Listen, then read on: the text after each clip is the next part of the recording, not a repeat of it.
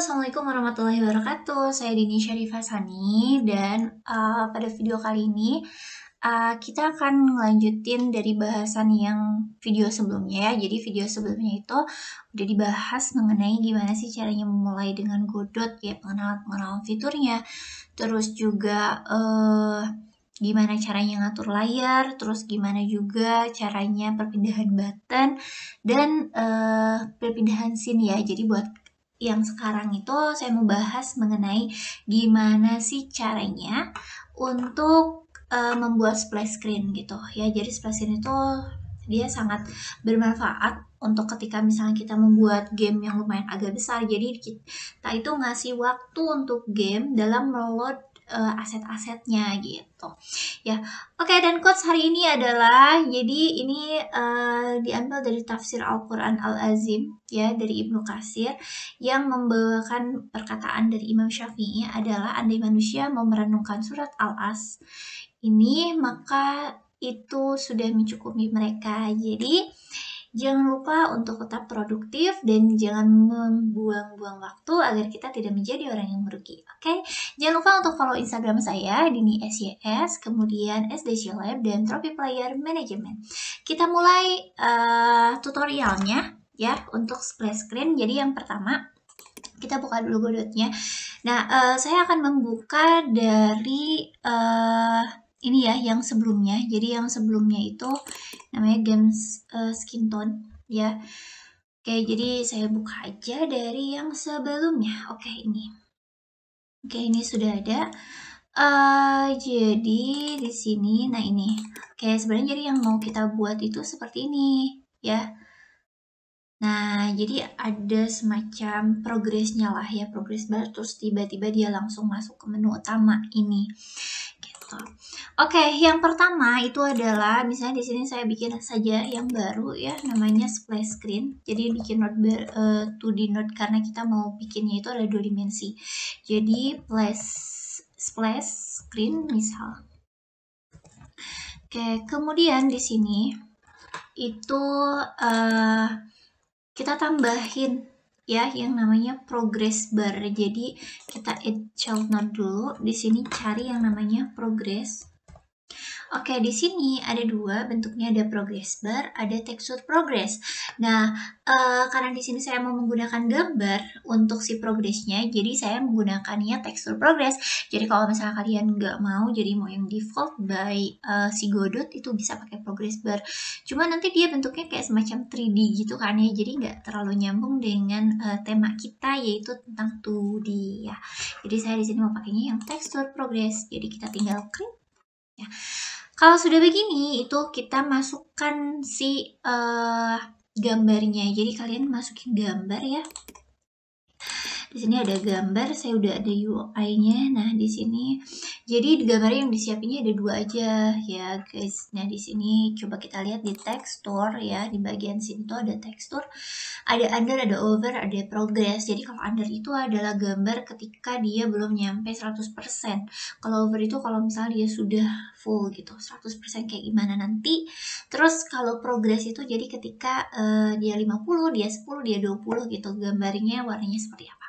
Oke, nah di sini saya jadinya harus nyiapin beberapa gambar kan yang berbeda, tapi di sini saya cuma dua aja, jadi yang under sama yang progress. Kalau yang under itu dia warnanya agak lebih gelap.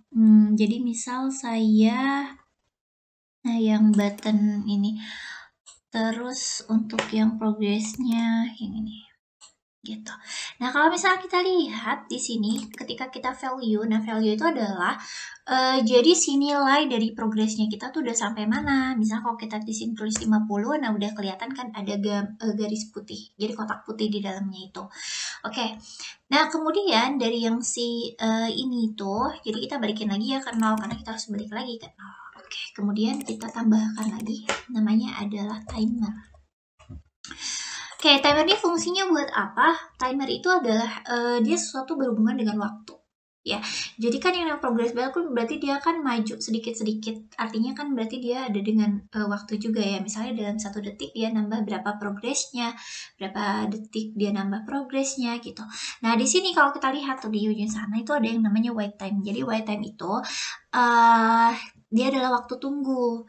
Ya waktu tunggu si timernya. Jadi si timernya itu misalnya nunggu ini 1 nih, jadi 1 detik. Oh dia nunggu 1 detik dulu nih. Kemudian kalau misalnya dia udah 1 detik, dia ngelakuin apa gitu. Terus nunggu lagi 1 detik, dia ngelakuin apa lagi? 1 detik. Jadi ada waktu jeda 1 detik gitu buat dia melakukan sesuatu. Terus ada one shot itu cuma 1 kali. Jadi dia tuh ya sekali aja gitu. Jadi misalnya dia udah kita ngesetnya misalnya 10. Nah kalau misalnya dia udah 10, kalau one shotnya di on kan, maka dia cuma sekali aja gitu. Terus ada auto start, itu ya dia start ketika sesinya dipanggil langsung auto start. Nah gitu. Nah di sini kita pakai auto start ya, jadi supaya langsung gitu.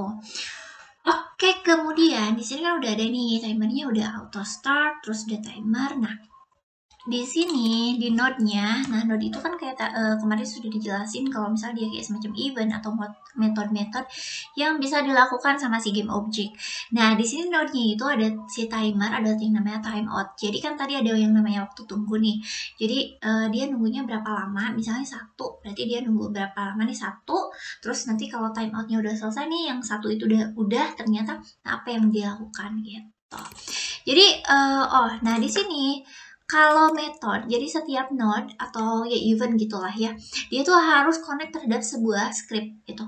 Nah di sini kalau kita lihat ini belum ada script sama sekali. Jadi kalau ada script itu di sini bakal ada yang kayak bentuknya kertas kayak gitulah ya. Jadi kita harus nambahin dulu script. Jadi di splash screen ini kita tambahin 1 script. Jadi diklik yang tadi yang attach node script, terus misalnya di sini saya tambahin namanya splash screen KD. Cuma saya senangnya itu di dalam satu folder ya, jadi script-script semua gitu. Jadi biar nggak susah kalau nyari. Oke, di sini udah ada. Oke. Ya. Di sini udah ada ya. Jadi kita ini masih kosong kan, dia baru cuma ready doang. Nah, kayak gini. Saya hapus ya biar misalnya terlihat. Oh, function ready-nya kehapus. Kita lihat biar tampang nyata dan jelas seperti apa. Oke. Nah, sekarang kita balik lagi back to timernya punya kita, dan di sini kita timer dan timeout. Kita bisa double klik di sini atau misalnya klik kanan terus klik connect. Ya, itu terserah sih ya. Tapi emang lebih praktisnya adalah double klik. Oke, terus kita klik yang bagian connect-nya. Nah, di sini udah ada nih ya on timer, timeout. Jadi tadi kalau misalnya wait time-nya adalah 1. Tadi kan kita set 1, maka dia harus ngapain 1. Begitu ya. Oke, nah di sini ada yang namanya texture progress. Ya, jadi kan yang setiap 1 detik itu selesai. Nah kan time out, jadi setiap 1 detiknya itu selesai, apa sih yang mau kita lakukan gitu. Yang mau kita lakukan adalah menambahkan value dari texture progress. Kalau kita lihat tadi ada value ya, yang ngubah-ngubah misalnya dia 40. Oke, sorry, 40 dia sebanyak ini. Kalau misalnya 80 dia segimana gitu kan. Nah, jadi kita akan mengubah yang tekstur progressnya di bagian si value-nya. Oke, kita balikin lagi ke 0 ya. Jadi di sini kita panggil si tekstur progressnya. Di sini kita pakai lambang dolar ini. Jadi untuk memanggil si game object yang ada di sampingnya kita, yang ada di scene-nya kita. Ini cuma berlaku kalau misalnya di dalam satu scene. Kalau misalnya di luar scene atau di beda scene itu nggak berlaku ya. Kita bisanya cuma pakai pad aja, copy pad. Tapi kalau misalnya di sini itu satu scene, jadi itu berlaku ya. Jadi di sini kita tulis texture progress. Nah ini udah ada ya.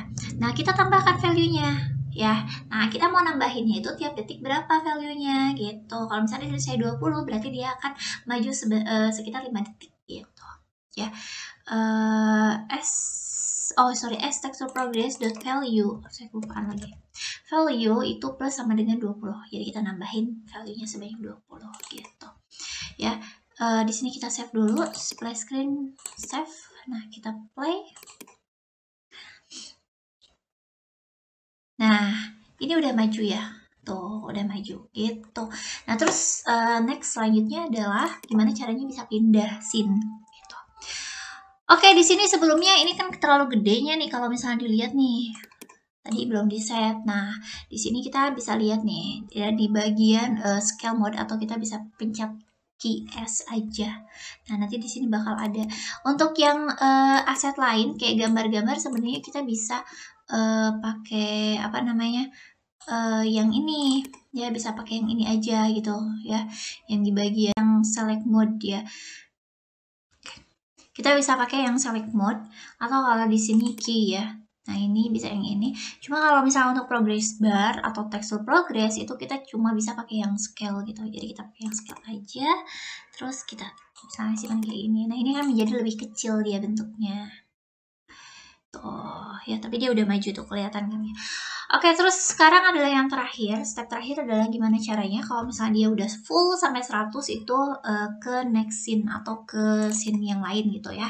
Oke, kita masuk lagi ke yang tadi. Ini kan kita pakai bahasanya pakai bahasa Godot ya. Jadi dia tuh